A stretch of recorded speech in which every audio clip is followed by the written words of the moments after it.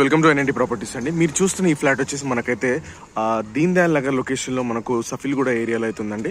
మీకు పైన చూపిస్తాను. 2 BHK 3 BHK ఉంది, చూపిస్తాను. 3 BHK 1350 SFTలో అయితే మనకు వెస్ట్ ఫేసింగ్లో ఉంది. సో ఇదంతా కూడా మనకు 3 BHK ఇస్తున్నాం చూడండి.